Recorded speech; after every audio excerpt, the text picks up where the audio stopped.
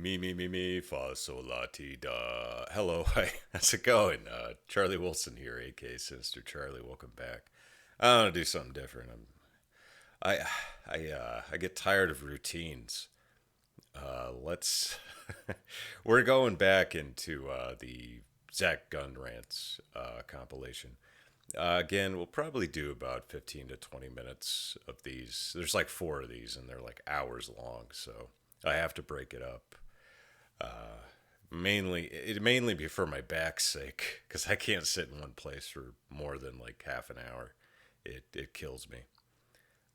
So yeah, Zach's Gun Rants. These are fun, and thanks for all the views and the support. I really appreciate it, everybody. That was cool. Even though that video got demonetized, or it's going through approval, so I'm not going to see a whole lot of money off of that, but I don't care. Yeah, usually when they've got guns in the title or you say the word gun, YouTube freaks out, so that's fine. That's cool. I'm not torn or bitter about it. Yeah, we'll do like 15, 20 minutes of this, so yeah, let's go. That looks like an Uzi to me. You look like Israeli Military Industries Uzi. Watch out. Oh, Uzi's yeah. one of the better submachine guns. They are Israel, huh? A lot of different militaries actually ended up adopting it. I think the U.S. had it for a while. Have you fired an Uzi before? I have. I have. Did you enjoy the experience? It's all right. When I hear submachine gun, I think at least 50 rounds in the clip. The sub in submachine gun is actually indicative of the caliber. Sub-caliber weapon, so it's smaller than rifle caliber. Oh, speaking of submachine guns that were available around the same time, I just found a Sten gun. My name's Stan. Here's my gun. So this is one of the other.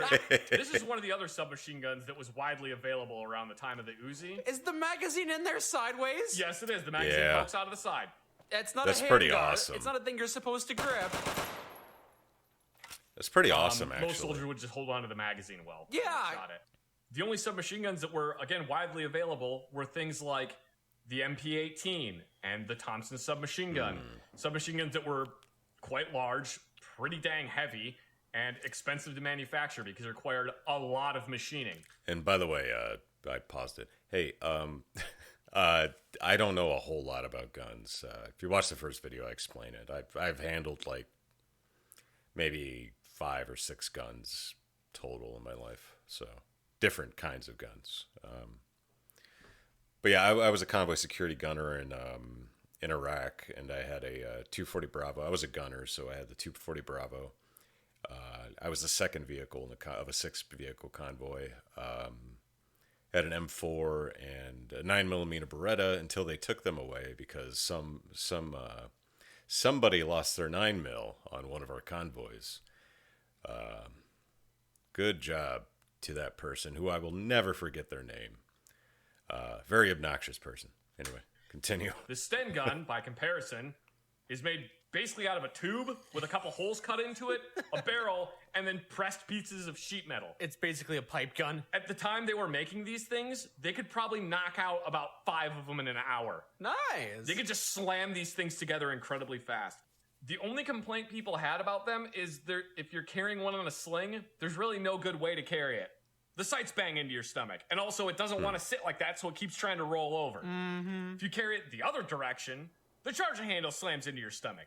And if you carry it with the magazine pointing up, the trigger jams into your stomach. So there's no good way to carry the submachine gun. And that's why it fell out of service and was replaced by the M16. No, Is that what happened? I don't think that's what happened. Because machine guns like the Uzi started coming about. And while this thing is a really good, incredibly cheap submachine gun that you can knock out thousands of them very quick. Yeah, I would assume that the saw would have been what replaced it or something. It's just a guess. Isn't that accurate?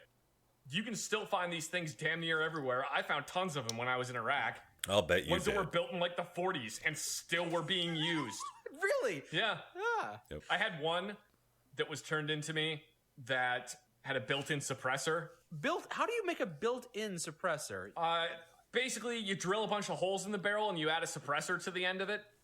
I had one that had been camouflage painted, had an integral suppressor, and somebody had bolted a rail to the top and attached a laser sight to it. That's a cool. laser sight on a pistol that's 80 years awesome. old. Yeah, on a submachine gun. Sorry to pause it again. We got ACOGs on our M4s, but I didn't ever use it, but we had ACOGs, and you always gotta level them out and stuff all the time, and yeah, you gotta calibrate them. It's just a pain in the ass. Just give me the iron sights, man. When you were taking inventory of these weapons, did you have to mark down details like that on the notes page? Nope, I just remembered that. And they actually made, I think, 4 or 5 different stocks. What stock? It looks like someone jammed a hanger in there. Yeah, it's pretty much just a piece of wire. It was made to be cheap. Yeah. Like I said, this gun was made to be cheap. Yeah. Task accomplished, It's I an guess. incredibly simple, cheap gun that was designed to arm Britain's soldiers with some type of submachine gun that didn't cost, at the time, one Thompson submachine gun cost as much as about 10 of these. This is a really good option. It would be a better option if it were more accurate. Doesn't really matter. Submachine guns are designed to be used at about 50 yards, and that's it. They have spray and pray guns. Pretty much. I have shot both a Sten gun and an Uzi. If I was going to be armed with one of these 2 submachine guns, I think I'd probably take the Sten gun. You said that the Sten gun had only 40 moving parts, roughly, right? It's like 40 parts total. There's barely any. That sounds like easy maintenance to me. Yeah, it's incredibly easy to maintain. No joke. If the recoil spring breaks on a Sten gun, you probably can go find a screen door and rip the spring off of that and shove it into the gun and it'll work. Didn't you do that? You took a pencil spring or something? What? Put like a mechanical pen spring in a Walther P38. And it worked just as good, huh? Yeah, it worked fine. That's awesome. Yeah, that'll hold it over until I can get a new spring. It's really good at filling the enemies with hot lead. Ooh! That's awesome. Ooh, what you got? What you got here? What you got? Let me turn you over and take a Is look that at this a, thing. An P- oh, never L96A1. Are you fucking I was just making kidding stuff me? up. Never heard of that one. L96A1. That's got a nice scope on it, I see. Yes, it does have a nice scope on it. Most people are going to know this thing as the Accuracy International AWP. Most people wouldn't recognize it in this kind of view, but yes. Oh, hello. Oh, you missed Okay. terribly. Just gonna use this gun on him. Well, they were hostile. They didn't seem hostile until you shot them in the throat. Wow, I suck with sniper rifles. Oh, there you go. There you There go. we go. You like that? What? There's another one. Oh, he's got an AWP too. This is gonna go right in your ear.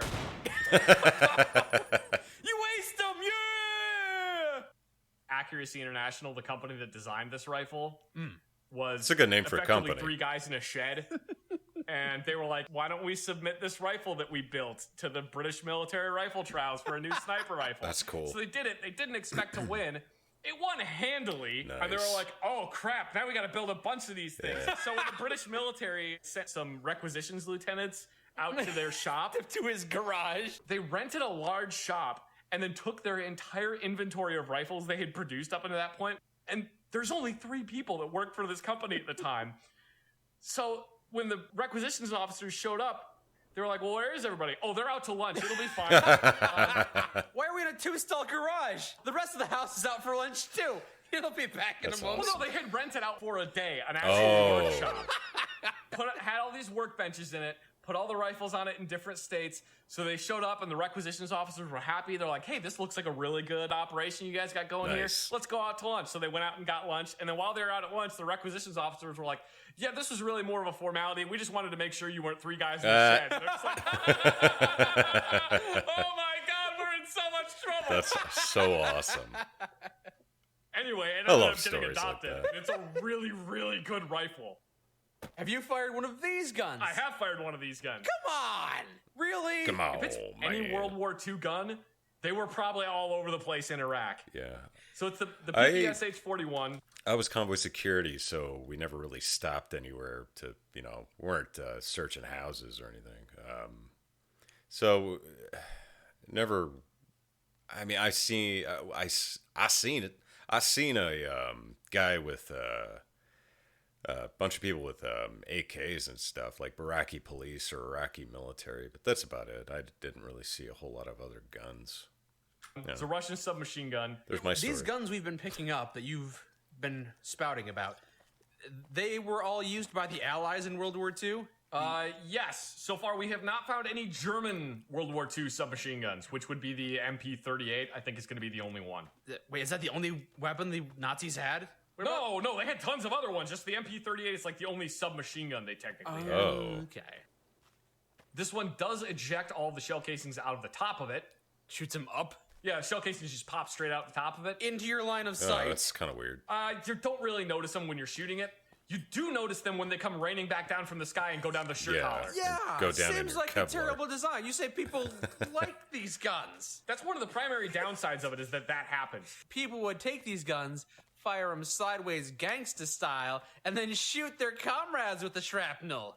You're actually not wrong because one of the standard practices for these things was to hold it at 25 or 45 degree angle Well, yeah, in if you your desi- shoulder, so the and spits the shell casings If you away. designed the shell casings to eject straight up, then it just makes sense. Well, the reason they have it eject the shell casings straight up is because it's an ease of manufacturing.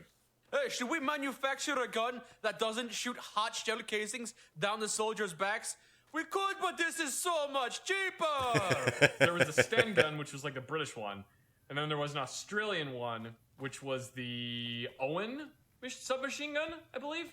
The Emu Slayer. The Owen gun is real weird. How so? So you know how you weird thought it was was weird the it? magazine sticks out of this one?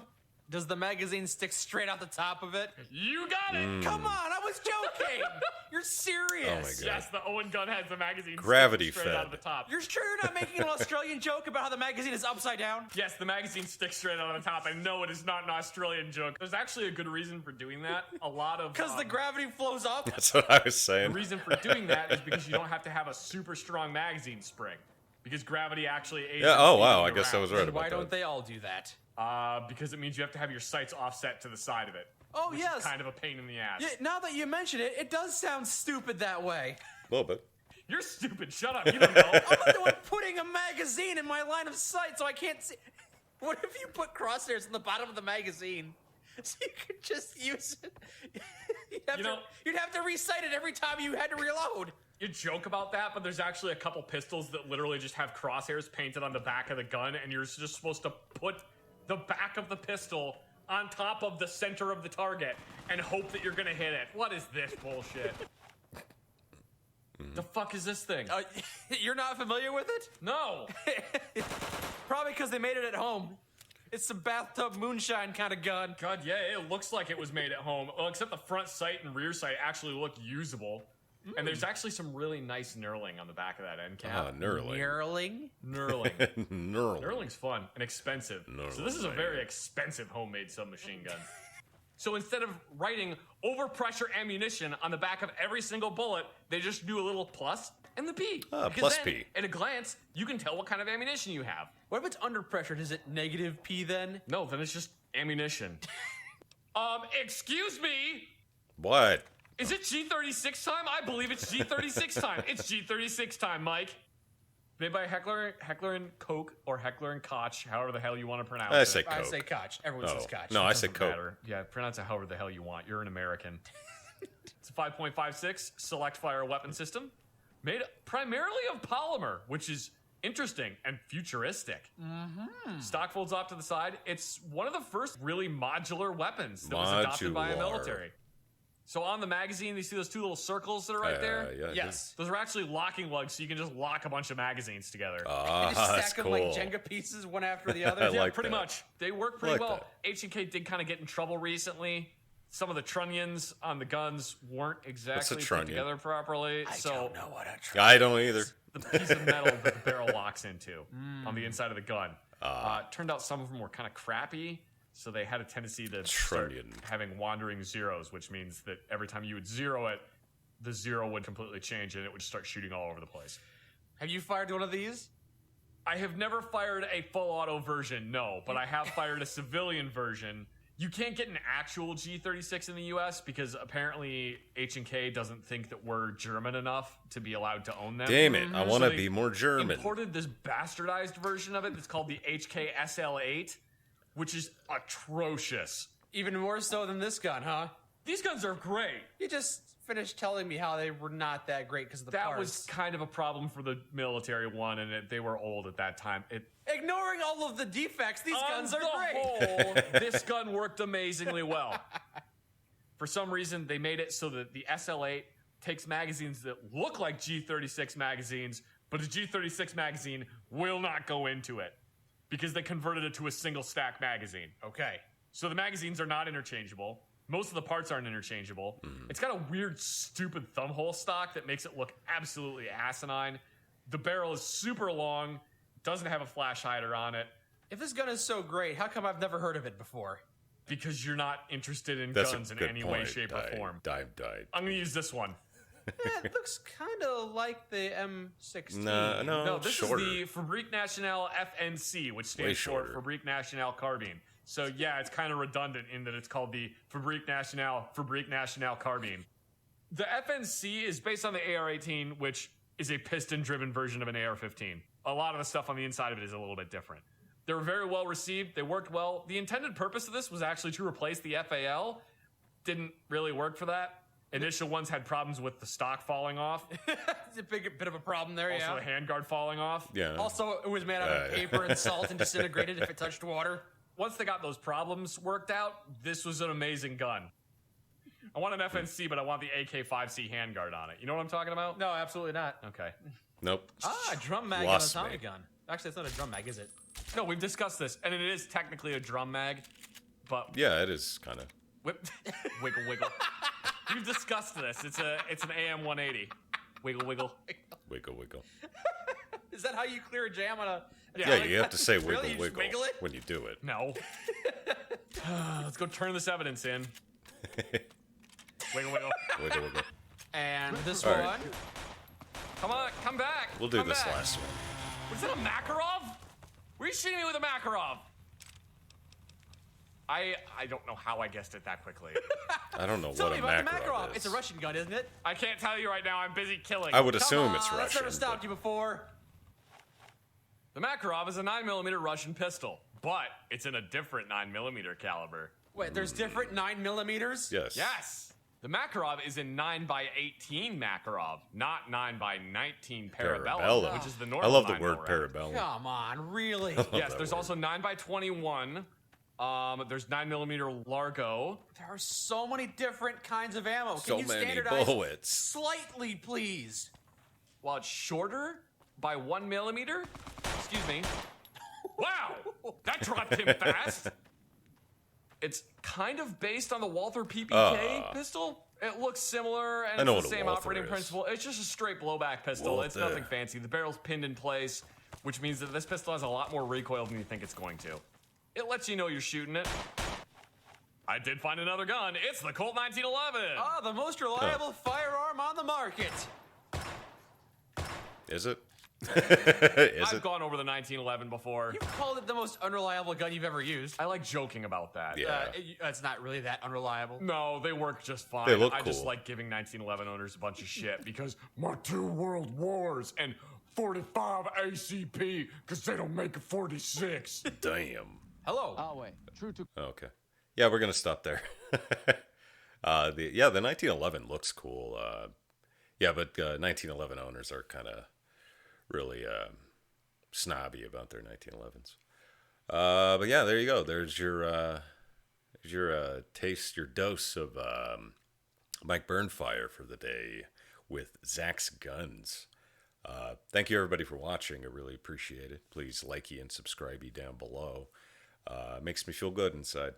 And if you want to leave a comment, if you want to suggest something, we can try to put that on the list. And I'm being bombarded with HoloLive stuff, and that's fine. That's good. I need more stuff to look at. And you could also call me a jerk, whatever you want to do in the comments. Thanks a lot. I really appreciate it. And bye.